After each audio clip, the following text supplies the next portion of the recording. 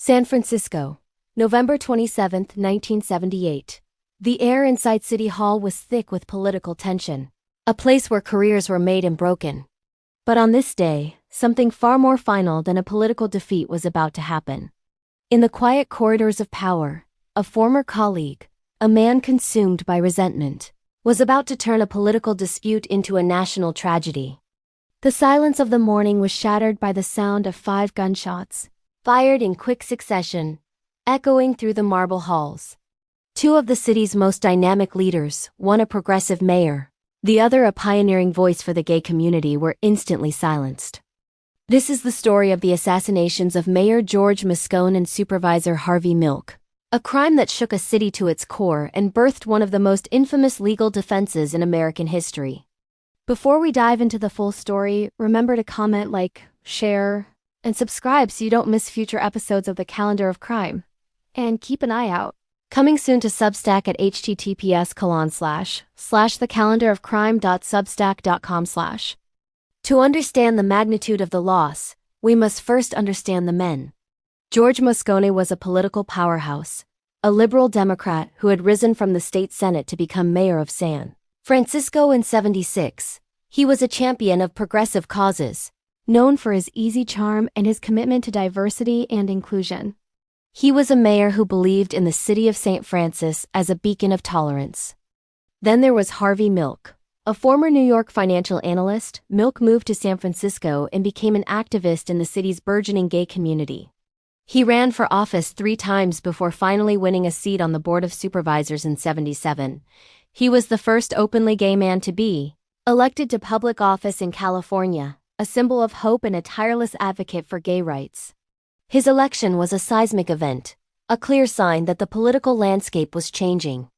Moscone and Milk were allies, united by a shared vision for a more inclusive San Francisco. The man who would end their lives was Dan White. A Vietnam veteran, former police officer, and former firefighter, White represented a different, more conservative San Francisco. He was elected to the Board of Supervisors in the same election as Milk, representing the city's more working-class, Irish Catholic District 8. White was a man of deep-seated traditional values who often clashed with the liberal policies of Moscone and Milk. The tension came to a head when White, citing financial difficulties, abruptly resigned from the board on November 10, 1978. However, within days, he regretted his decision. Encouraged by his supporters, he desperately sought to have Mayor Moscone reappoint him to his old seat. Moscone, initially sympathetic, began to waver under pressure from Milk and other progressive leaders who saw an opportunity to appoint a more liberal successor. White felt betrayed, his political career and his sense of self-worth crumbling. The stage was set for a confrontation fueled by political desperation and personal grievance.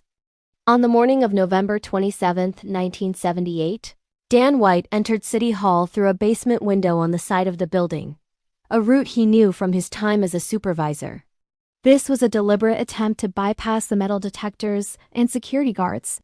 He was armed with a .38 caliber Smith & Wesson revolver and 10 rounds of ammunition. His first target was Mayor Moscone. White found the mayor in his office, and after a brief heated argument over the reappointment, White pulled out his weapon. He fired 2 shots into Moscone's chest and then, as the mayor fell, fired 2 more shots into his head. Moscone was killed instantly. White then quickly reloaded his revolver and made his way to the other side of the building, heading for Supervisor Milk's office. White intercepted Harvey Milk near his office.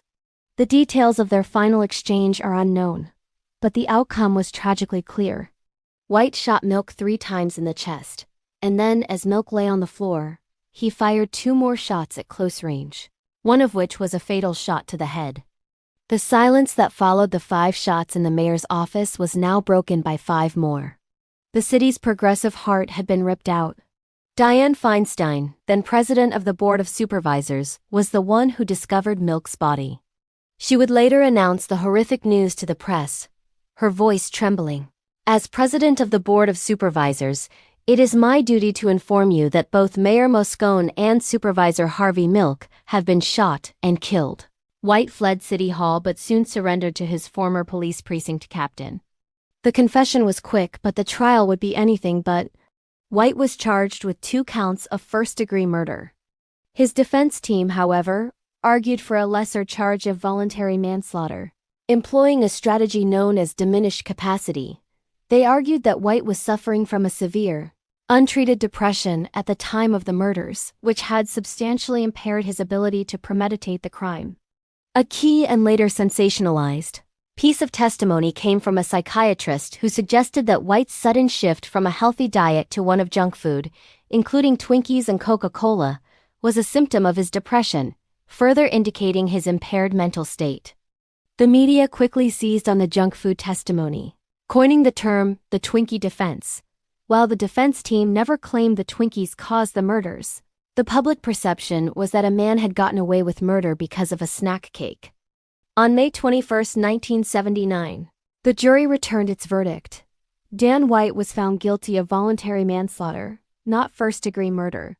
He was sentenced to 7 years and 8 months in prison. The verdict was met with outrage. For many, especially the gay community, the verdict was a profound injustice, a sign that the lives of George Moscone and Harvey Milk were valued less than those of others. The night of the verdict, May 21, 1979, became known as the White Night Riots. Thousands of protesters marched from the Castro district to City Hall. What began as a peaceful demonstration quickly devolved into violence. Rioters smashed the doors of City Hall, set police cars on fire, and clashed with police. The riots were a raw, visceral expression of the community's grief, anger, and sense of political powerlessness.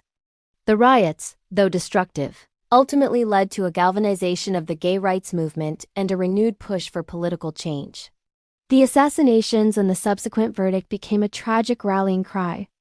Dan White was released from prison in 1984 after serving just over 5 years. Less than 2 years later, in 1985, he took his own life.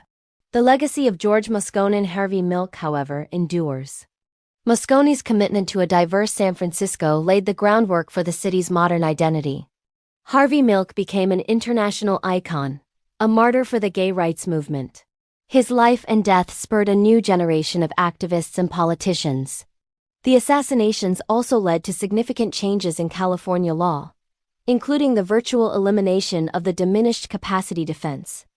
The events of November 27, 1978, were a dark chapter in American political history, a moment when a city lost 2 of its brightest lights to an act of political rage. But from the ashes of that tragedy, a movement was strengthened, and the fight for equality was given a new, powerful voice. Thanks for watching.